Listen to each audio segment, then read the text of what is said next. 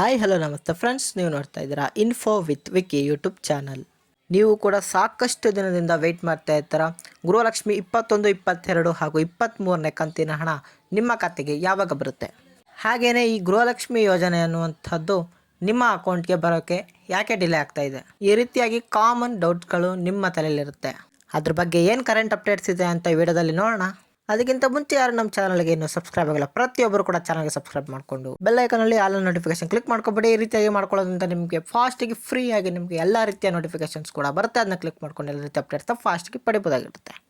ಈಗ ನಿಮಗೆ ಮಾಹಿತಿಯನ್ನು ತಿಳಿಸ್ಕೊಡ್ತಾ ಇದ್ದೀನಿ ನೋಡಿ. ಈ ಕರ್ನಾಟಕ ರಾಜ್ಯ ಸರ್ಕಾರದ ತಂದಂತಹ ಗೃಹಲಕ್ಷ್ಮಿ ಯೋಜನೆ ಅನ್ನುವಂಥದ್ದು 20ನೇ ಕಂತಿನವರೆಗೂ ಕೂಡ ನೀವು ಯಾವುದೇ ತೊಂದರೆ ಇಲ್ಲದೇ ಹಣವನ್ನು ನಿಮ್ಮ ಬ್ಯಾಂಕ್ ಅಕೌಂಟ್ಗಳಿಗೆ ಜಮೆ ಆಗಿದೆ. ಆದರೆ ಇವಾಗ 21, 22, 23ನೇ ಕಂತಿನ ಗೃಹಲಕ್ಷ್ಮಿ ಹಣಗಳು ಬರೋದಾಗಿರ್ಬೋದು ಹಾಗೂ ಈ ತಿಂಗಳ ಗೃಹಲಕ್ಷ್ಮಿ ಹಣ ಬರೋದಾಗಿರ್ಬೋದು ತುಂಬಾ ಡಿಲೇ ಆಗ್ತಾ ಇದೆ.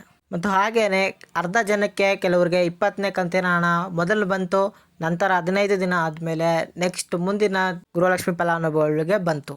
ಈಗ ನಿಮ್ಮ ತಲೆಯಲ್ಲಿ ಓಡ್ತಾ ಇರುವಂತಹ ಡೌಟ್ ಏನಪ್ಪ ಅಂತ ಹೇಳಿದ್ರೆ 21, 22, 23 ಯಾವಾಗ ನಿಮ್ಮ ಬ್ಯಾಂಕ್ ಅಕೌಂಟ್ಗೆ ಜಮಾ ಆಗುತ್ತೆ ಅಂತ.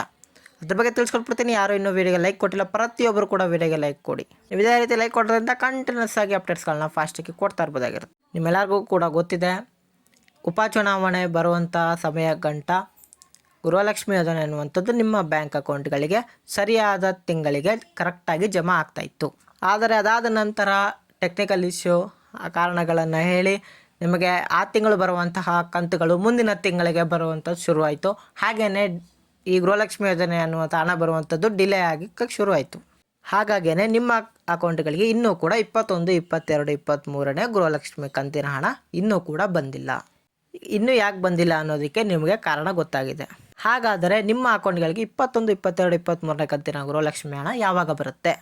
ಇದಕ್ಕೆ ಉತ್ತರ ಹೇಳೋದಾದರೆ, ನೀವು ಕಾಮನ್ನಾಗಿ ಅಬ್ಸರ್ವ್ ಮಾಡ್ತಾ ಇರ್ಬೋದು, ಹಬ್ಬಗಳಿರುವಂತಹ ಸಮಯದಲ್ಲಿ ಗೃಹಲಕ್ಷ್ಮಿ ಹಣ ಅನ್ನುವಂಥದ್ದು ಬೇಗ ರಿಲೀಸ್ ಮಾಡ್ತಾರೆ. ಯಾಕಂದರೆ ಜನರಿಗೆ ಗಿಫ್ಟಾಗಿ ಹಬ್ಬದ ಮುಖಾಂತರ ಕೊಡೋಣ ಅಂತ ಹೇಳಿ. ಹಾಗಾಗಿಯೇ ನಿಮಗೆ ಯುಗಾದಿ ಟೈಮಲ್ಲೂ ಕೂಡ ಗೃಹಲಕ್ಷ್ಮಿ ಹಣ ಬಂತು. ಹಾಗೆಯೇ ಗಣೇಶ ಹಬ್ಬದಲ್ಲೂ ಕೂಡ, ಹಾಗೆ ವರಮಹಾಲಕ್ಷ್ಮಿ ಹಬ್ಬದಲ್ಲೂ ಕೂಡ ನಿಮಗೆ ಗೃಹಲಕ್ಷ್ಮಿ ಹಣವನ್ನಂಥದ್ದು ಫಾಸ್ಟಾಗಿ ರಿಲೀಸ್ ಮಾಡಿದ್ರು. ಈಗ ಅದೇ ರೀತಿಯಾಗಿ ಕೂಡ ಇನ್ನೇನು ಸ್ವಲ್ಪ ದಿನಗಳಲ್ಲಿ ವರಮಹಾಲಕ್ಷ್ಮಿ ಹಬ್ಬ ಕೂಡ ಇರೋದರಿಂದ ಅಪ್ಡೇಟ್ಗಳು ಬಂದಿರೋ ಪ್ರಕಾರ ನಿಮಗೆ ವರಮಹಾಲಕ್ಷ್ಮಿ ಹಬ್ಬದ ಒಳಗಡೆ ಗೃಹಲಕ್ಷ್ಮಿ ಯೋಜನೆಯ ಹಣದ ಕಂತು ನಿಮ್ಮ ಅಕೌಂಟ್ಗಳಿಗೆ ಬರುತ್ತೆ ಅಂತ ಅಪ್ಡೇಟ್ಸ್ ಸಿಕ್ಕಿವೆ. ಹಾಗೂ ನೀವು ಕೇಳ್ಬೋದು, ಯಾವ್ಯಾವ ಕಂತಿನ ಹಣಗಳು ವರಮಹಾಲಕ್ಷ್ಮಿ ಹಬ್ಬದ ಒಳಗಡೆ ಬರುತ್ತೆ ಅಂತ ನೀವು ಕೇಳ್ಬೋದು. ಅದಕ್ಕೆ ಉತ್ತರ ಏನಪ್ಪ ಅಂತ ಹೇಳಿದ್ರೆ, ಸದ್ಯದಲ್ಲಿ 21, 22ನೇ ಕಂತಿನ ಗೃಹಲಕ್ಷ್ಮಿ ಹಣ ಹಂಗಂದ್ರೆ 4,000 ರೂಪಾಯಿಗಳು ನಿಮ್ಮ ಖಾತೆಗೆ ಬರುತ್ತೆ.